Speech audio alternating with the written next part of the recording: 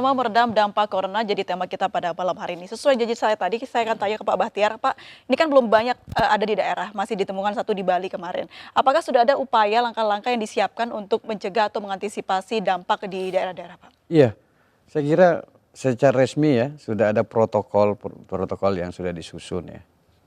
Semacam pedoman guidance yang harus dilakukan, penanganan kesehatan, termasuk tadi yang beliau Pak Wakil Ketua sampaikan tadi soal penanganan komunikasi. Pak Menkominfo juga kalau kita baca hari ini sama juga yang kami sampaikan saya sebagai jubir Kemendagri sejak awal sudah di grup Humas seluruh Indonesia satu pintu juru bicara satu. Juru bicara ini orang yang mengerti tentang itu dan tentu leadnya dalam penanganan Kementerian Kesehatan dan Dinas Kesehatan. Karena yang paham tentang kesehatan ini kan kawan-kawan orang-orang medis, orang-orang kesehatan. Nah, tidak boleh semua bicara supaya masyarakat itu dapat informasi yang utuh dan lengkap, mana yang informasi valid, mana yang hoax atau yang lainnya gitu. Dan pengorganisasinya luar biasa. Bagaimana juga mengolah dampak-dampak potensi-potensi dampak lanjutan yang kemungkinan terjadi. Diorganisir langsung, sekarang ada KSP sendiri, jadi ada yang menangani komunikasinya, ada pengolahan dari seluruh sektor, bidang transportasi, bidang pendidikan, seluruhnya bergerak. Nah, alhamdulillah secara informal Pak Wakil Ketua juga kami laporkan bahwa di Kemendagri sendiri Pak Menteri kan kami ada grup Pak Menteri Eselon 1 dan seluruh gubernur. Ada grup lagi dengan seluruh bupati wali kota. Ada grup lagi dengan seluruh sekda-sekda provinsi. Jadi kami pastikan pemerintahan dalam negeri mulai pusat, provinsi, kabupaten kota bergerak. Nah kabupaten kota ini kan menggerakkan di level kecamatan. Sudah ada belum sih Pak laporan-laporan yang mungkin ada ya terganggunya proses di dalam negeri? Nah, alhamdulillah sampai hari ini semua pelayanan publik relatif berjalan dengan baik. Jadi kami kan concernnya di pemerintahan dalam negeri adalah sebagai pembina dan pengawas penyelenggaraan pemerintahan daerah memastikan segala bentuk pelayanan pemerintahan itu tidak terganggu dengan ada hal seperti ini. Jadi masalah kesehatannya ditanganin gitu. Nah pelayanan pemerintah yang lain juga harus tetap jalan kan. Mungkin ada masyarakat kita yang sedang lagi membangun sekolah ya tetap jalan, ya lagi ngajar tetap ngajar, ya yang nelayan tetap nelayan. Jangan sampai sistem kehidupan yang terganggu. Dan alhamdulillah hari ini saya kira tidak ada kantor pemerintah yang tutup kan. Semua berjalan baik dan happy aja. Saya juga kan orang pemerintahan tidak pakai masker, tidak perlu pakai masker. Kalau nggak sakit ngapain pakai masker? Yang sakit saja. Ya sakit saja kan begitu. Jadi saya kira ini saya pikir cukup baik pengorganisasiannya sekarang. Bahkan istana sendiri langsung mengendalikan komandonya. Termasuk kan ada juru bicara khusus yang ditunjuk Pak Juri untuk masalah kesehatannya. Baik, ini kan semakin hari semakin bertambah begitu pasien positif corona di Indonesia, Pak Arwani. Anda melihatnya harus seperti apa nih Indonesia dalam memberikan kebijakan? Iya, tentu komunikasi secara global ini kan persoalan global ya. Tentu tidak bisa dilihat ini masalah Indonesia enggak. Ya kan? Ada yang dari WNA, ada persoalan lain dan sebagainya, sangat kompleks ya. Oleh karena itu antisipasi itu harus dipahami bukan sebuah kepanikan, bukan sebuah ketakutan, bukan. Tetapi ini ya kalau dalam istilah di pesantren itu darul mafasid, menolak kerusakan itu harus didahulukan ya, daripada kita menarik keuntungan, menarik kemanfaatan gitu. Ini prinsip di dalam beragama dan itu juga harus kita sampaikan ke masyarakat bahwa apa yang dilakukan oleh pemerintah ini ya memang harus cepat ya, tepat ya, dan seluruh aparat harus punya perhatian penuh dalam hal ini, terutama soal pelayanan publik ini.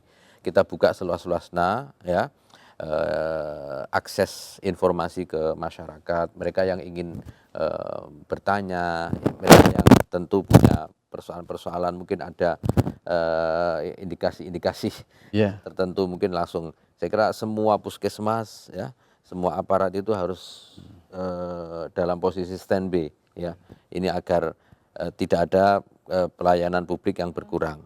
Tentu kita berharap dan kita berdoa ya, kita tidak sampai ada hal-hal yang seperti di negara-negara lain. Tapi saya yakin sekali karena ya pemerintah pusat, ya pemerintah daerah, masyarakat, termasuk juga DPR kita dalam posisi siap. Ya. Misalnya pemerintah harus membicarakan tentang anggaran di dalam persoalan kewaspadaan terhadap corona ini. Saya kira semua kekuatan energi harus kita konsentrasikan semua tanpa harus bahwa ini sebuah ketakutan besar, enggak. Ini seperti biasanya kita menghadapi, harus waspada tapi ya waspada menghadapi persoalan-persoalan di bidang kesehatan yang lainnya. Dulu kita pernah ada flu burung, kita pernah ada SARS dan lain sebagainya. Saya kira kita punya pengalaman yang sudah teruji dalam persoalan itu. Yang penting kita tidak waspada ya terhadap persoalan misalnya hoax, ya, informasi-informasi yang nggak benar. Kita juga harus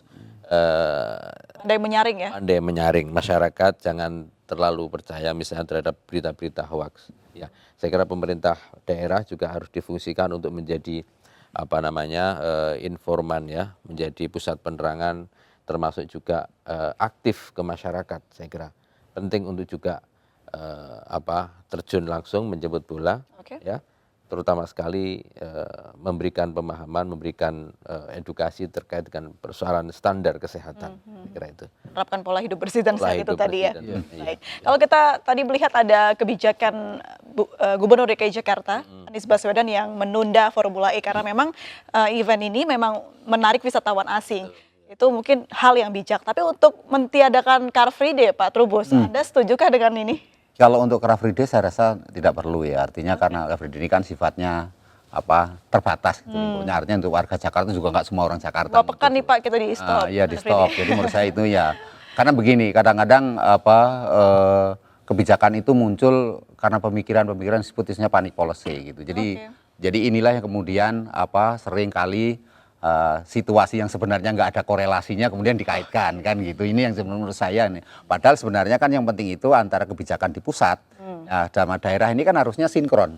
Ya satu bahasa lah bahasanya. Nah ini adalah satu bahasa sehingga koordinasinya ini nantinya berjalan berjalan optimal. Ini kan persoalannya selama ini hanya persoalan koordinasi, misalnya di publik kan melihatnya seperti itu, keterbukaan. Nah ini kan yang perlu itu. Nah selama koordinasi keterbukaan itu tidak muncul dan yang muncul di publik itu ya maaf aja pemerintah pusat membicarakannya seperti ini. Kemudian pemerintah daerah dalam ini Gubernur DKI bicaranya seperti itu. Nah ini kan publik akhirnya di tingkat sebagian publik akhirnya melihat ini ada apa kan gitu. Sebenarnya itu kan sesuatu yang menurut saya di luar konteks soal penanganan corona. Kalau misalnya tidak apa-apa ya berkumpul saja gitu. Iya berkumpul saja, dialog saja enggak apa-apa. Kalaupun berkumpul dalam konteks besar, misalnya ada musik, ada misalnya keramaian yang besar, itu sepanjang masing-masing menjaga diri sebenarnya nggak ada masalah kan gitu. Artinya kan ini kan saya dikhawatirkan begitu, ini nular karena orang ini tiba-tiba masuk ya secara liar. Nah istilah bahasanya itu free rider, penunggang bebas masuk ke situ. Lah ini yang jadi masalah kan. Jadi seolah-olah ada yang ribut. Tetapi sebenarnya semua ini apapun itu policy itu sepanjang policy itu sudah dirumuskan dan itu pada tataran implementasi itu diawasi secara baik. Ini persoalan kan pengawasan ini siapa yang mengawasi sampai ke bawah. Sekarang kalau kita tarik ke dunia pendidikan juga ada yang meliburkan sekolahnya. Ini kan semuanya karena apa? Karena tidak ada ketegasan di situ. Sebenarnya sekolah tetap aja jalan sekolah. Tidak ada masalah. Kampus kami itu tetap sampai hari ini tetap pendidikan walaupun ada kampus yang meliburkan kan gitu. Kenapa? Karena kita cara memahaminya, cara memandangnya ini meskipun itu ya istilahnya kedaulatan masing-masing kampus ya itu kan pribadi, tapi kami artinya kita pun berpikir bahwa ya kalau misalnya dihitung-hitung banyak mudaratnya, libur malah mudaratnya banyak Pak. Jadi karena jadi ini kan lebih baik dia tetap aja berkumpul toh. Akhirnya dari saling berkomunikasi itu antar mahasiswa, antar kita akademika tambah ya. informasi saya ya, malah akhirnya tambah informasi kan. Malah berpikirnya jadi positif. Ngapain kayak gitu dipikirin kan gitu. Jadi mahasiswa kan seperti begitu. Jadi kita pada tataran ini yang menurut saya memang harus digerakkan bagaimana pemahaman-pemahaman yang akhirnya harusnya sama satu bahasa. Karena kalau enggak ya itu tadi ada yang libur, ada yang inilah ini nanti malah menambah menurut saya daftar panjang Pak. Kenapa? Persoalannya dalam kebijakan publik ada namanya efek domino. Ini yang tidak harus dipertimbangkan. Apa efek dominonya?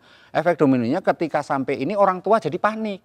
Karena anak saya diliburin di rumah terus. Nah kalau di rumah terus, orang tua sementara harus kerja, anaknya siapa di rumah, siapa yang ngawasi, kan selama ini diserahkan pada sekolah untuk tingkat dasar loh ya. Sekarang kalau tingkat perguruan tinggi itu pun orang tua juga sama, udah menyerahkan ke kampus. Kalau mereka di rumah tidak main kampus, akhirnya main ya nggak Akhirnya karuan, dampaknya kemana-mana ya, Pak? malah kemana-mana. Lah ini kan harus di ini harus dipertimbangkan sebanyak gitulah. Evaluasinya itu harus berjalan secara bersinambung. Kalau tadi Pak Trubus mengatakan Car Free Day tidak perlu lah ya dihentikan. Apakah Car Free Day termasuk bagian dari kerumunan orang Pak yang menjadi pemahaman pemerintah daerah untuk ditiadakan? Kalau saya sih hampir setiap hari sih berkomunikasi dengan humas seluruh daerah ya. Sepanjang Pemda bisa menjelaskan apa di balik kebijakan itu, kita hormati saja. Kebijakan itu mungkin ada di balik itu, mungkin tinggal penjelasannya pada publik apa sih yang makna sebenarnya. Nah, tapi kami senang dengan beliau. Justru saat seperti ini keteladanan menjadi penting. Kami sendiri Kemendagri sering ngumpul ribuan orang.